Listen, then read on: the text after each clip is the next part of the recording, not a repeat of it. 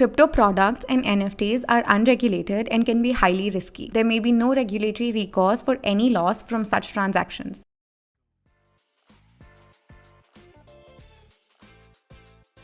हाय दोस्तों, crypto markets काफ़ी नीचे जा चुके हैं एंड अगर अपने पोर्टफोलियो को देख के आप ऐसा सोच रहे हैं कि ये दुख काहे ख़त्म नहीं होता बे, तो आइए समझते हैं कि एग्जैक्टली चल क्या रहा है क्रिप्टो मार्केट्स में यूजिंग 5 की ट्रेंड्स ऑफ क्रिप्टो इंडस्ट्री। पर उससे पहले चैनल को सब्सक्राइब तो करना बनता है ना।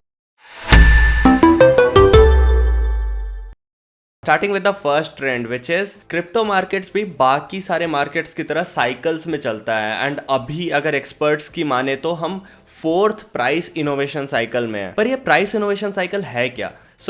पहले क्रिप्टो के प्राइसेस बढ़ते हैं जिससे कि सबको अच्छा रिटर्न्स मिलने लगता है।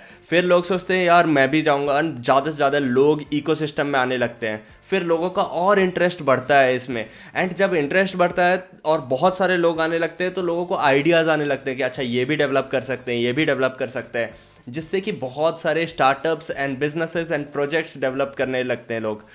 कुछ स्टार्टअप्स बहुत अच्छे होते हैं जिनको अच्छी फंडिंग मिलती है, उनको देख के बाकी स्टार्टअप्स भी क्रिएट होते हैं, बाकी बिजनेसेस भी क्रिएट होते हैं, जिससे कि और मनी इनफ्लो होता है इन द मार्केट। पर फाइनली धीरे धीरे करके स्टार्टअप्स इतने ज़्यादा हो जाते हैं कि लोग कुछ भी स्टार्टअप क्रिएट कर रहे हैं without a sound business model, जिससे कि स्टार्टअप बबल क्रिएट हो जाता है और सारे स्टार्टअप्स पैसा नहीं बना पाते। सो बहुत सारे स्टार्टअप्स डूबने लगते हैं, जिससे के कारण पूरा जब ये बबल बर्स्ट होता है तो मार्केट क्रैश करने लगता है। जब मार्केट क्रैश करता है तो प्राइसेस और नीचे चले जाते हैं और फिर लोगों का इंटरेस्ट उससे हट जाता है।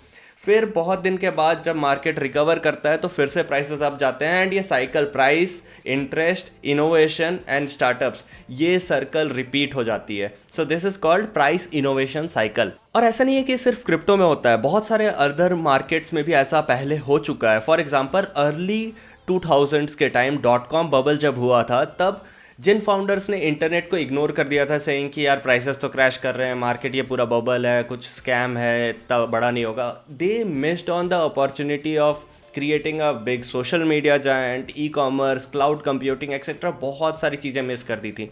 सो मार्केट के शॉर्ट टर्म प्राइसेस को देख के जज करना on the technology which lies behind this, वो एक गलत स्ट्रैटेजी है। बेटर स्ट्रैटेजी जो एक्सपर्ट्स मानते हैं वो है कि आप हमेशा बिल्ड करते रहो, आप देखो कि ये टेक्नोलॉजी को लेवरेज करके बेटर प्रोडक्ट्स कैसे बनाए जा सकते हैं एंड उन प्रोडक्ट्स को यूज़ करके क्या प्रॉब्लम्स लोगों के सॉल्व किए जा सकते हैं। सो ये टाइम मार्केट के नॉइज़ को भूल के सीखने का समय है। अगर आपको ऐसा लगता है कि आपने चीज़ें मिस कर दी हैं, अपॉर्चुनिटीज़ मिस कर दी हैं, लोग तो 2015 से डेवलप कर रहे हैं, 2017 से डेवलप कर रहे हैं, अकॉर्डिंग टू एक्सपर्ट्स हम लोग अभी भी बहुत अर्ली हैं क्रिप्टो मार्केट्स में। अगर इंटरनेट से कंपेयर करें तो इंटरनेट के 1 बिलियन यूज़र्स हुए थे 2005 में जाके। फेसबुक का फाउंडिंग हुआ था 2004 में, यूट्यूब का 2005 में। अगर वेब3 इकोसिस्टम के यूजर्स का काउंट देखें तो एग्जैक्ट काउंट एस्टिमेट करना काफ़ी मुश्किल है, बट अगर इथीरियम के अकाउंट्स देखें तो अभी हमारे पास रफली 50 मिलियन इथीरियम अकाउंट्स अवेलेबल है। सो अगर उससे कंपेयर करें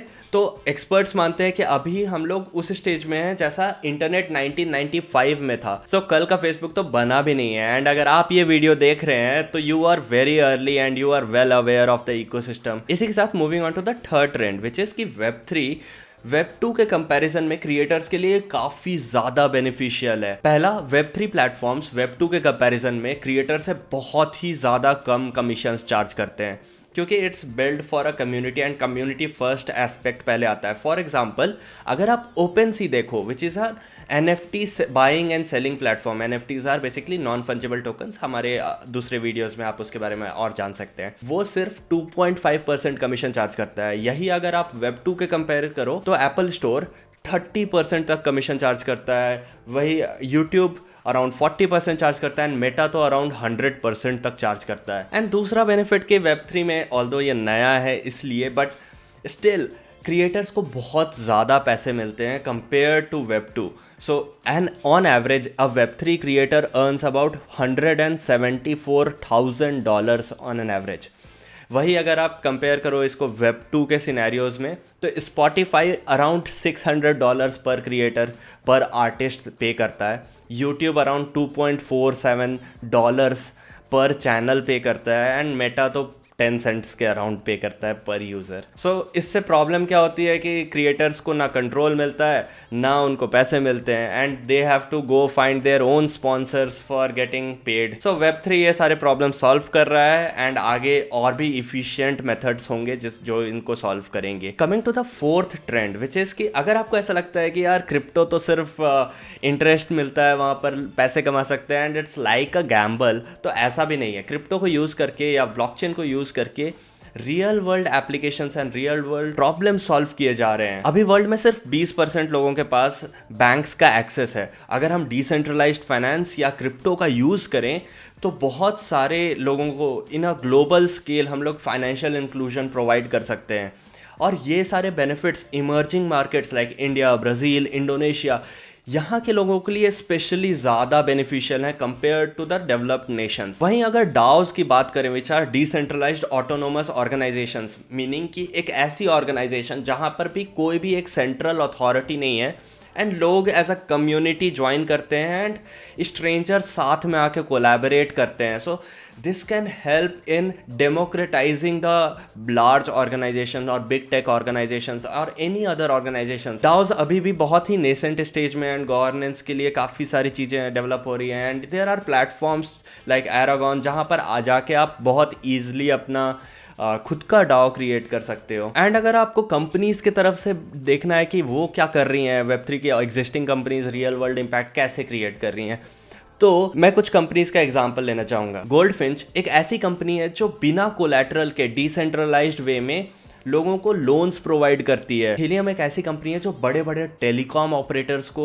चैलेंज कर रही हैं, डिसेंट्रलाइज्ड वे में यूजर्स के मैक्सिमम बेनिफिट के लिए काम कर रही हैं। साउंड्स एक ऐसी कंपनी है जो मैंने जो बात किया वो आर्टिस्ट्स का बेनिफिट के लिए बीच से मिडलमैन को हटा रही है। सो आर्टिस्ट और यूजर्स डायरेक्टली इंटरेक्ट कर सकें और आर्टिस्ट को मैक्सिमम बेनिफिट मिले of the things they are creating and the list goes on. बहुत सारी ऐसी कंपनीज हैं जो जिनका मैंने अभी नाम नहीं लिया है, बट वो इन्वायरमेंट के लिए काम कर रही हैं, नए सॉल्यूशंस, इनोवेटिव सॉल्यूशंस बना रही हैं और कई सारे ऐसे सॉल्यूशंस हैं जो अभी तक हम सोच भी नहीं सकते हैं वो सॉल्व हो सकते हैं वेब3 से, और जो कि पहले सॉल्व करना वेब2 से पॉसिबल भी नहीं थे।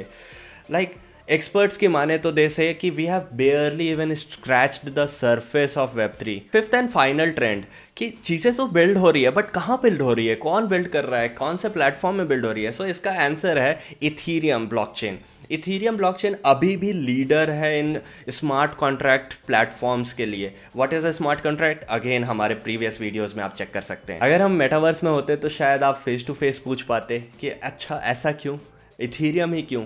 सो इसका जवाब है कि जब इथीरियम स्टार्ट हुआ तो it was one of the first platforms जहाँ पर ईजिली आप चीज़ें ब्लॉकचेन एप्लीकेशंस डेवलप कर पाते हैं। इससे पहले लाइक बिटकॉइन में writing code was very difficult and बहुत सारी कैपेबिलिटीज़ नहीं थी। Like developing an entire decentralised application वो पॉसिबल नहीं था। इथीरियम ने वो सारी चीज़ें पॉसिबल करी हमारे लिए। एंड दूसरा कि सिंस वो फर्स्ट था तो डेवलपर्स आए और उन्होंने बहुत अच्छी कम्युनिटी बिल्ड की इसके अराउंड, एंड ये कम्युनिटी इतनी स्ट्रांग है कि डेली बेसिस पे यूजर्स $15 मिलियन तक पे करने को रेडी हैं only in transaction fee to work on Ethereum. पर अगर आप सोच रहे हैं कि यार सिर्फ इथीरियम ही रहने वाला है तो सिर्फ इथीरियम में पैसे इन्वेस्ट कर देते, तो ऐसा भी नहीं है। काफ़ी सारे नए एंड इनोवेटिव प्लेटफॉर्म्स आ रहे हैं। सिंस इथीरियम का कम्युनिटी इतना बड़ा हो गया और उनको इतनी सारी चीज़ें मैनेज करनी पड़ी तो उनको सिक्योरिटी एंड डिसेंट्रलाइजेशन पे काफ़ी ज़्यादा फोकस करना पड़ा। और जब वो इस पे फोकस कर रहे थे तो बाकी ब्लॉकचेन्स ने ट्रांजैक्शन फीस लोअर करने और इस अपने प्रोटोकॉल को फास्टर एंड मोर इफिशिएंट बनाने पे ज़्यादा फोकस किया, जिसके कारण आज सोलाना, एवलांच, बाइनेंस एंड बहुत सारे ऐसे प्लेटफॉर्म्स अवेलेबल हैं एंड कड़ी टक्कर दे रहे हैं इथीरियम ब्लॉकचेन को। तो होपफुली अभी तक आप दो चीज़ें तो समझ ही गए होंगे कि नर्वसानी की कोई बात नहीं है एंड क्रिप्टो मार्केट में आखिर चल क्या रहा है। बस इन्फॉर्म डिसीजन लें, किसी के कहने में ना आए, खुद की रिसर्च करें, खुद की समझ रखें एंड जितना पैसा आप रिस्क कर सकते हैं सिर्फ उतना ही इन्वेस्ट करें। एंड ये जो वीडियो में हमने कुछ भी डिस्कस किया उसमें से कुछ भी फाइनेंशियल एडवाइस नहीं है। अगर आपको वीडियो अच्छा लगा तो लाइक करें, सब्सक्राइब करें, अपने दोस्तों के साथ शेयर करें एंड हमारे बाकी वीडियोस भी देखें please. So thank you so much if you have watched till now. This is Roshan and see you next time. Crypto products and NFTs are unregulated and can be highly risky. There may be no regulatory recourse for any loss from such transactions.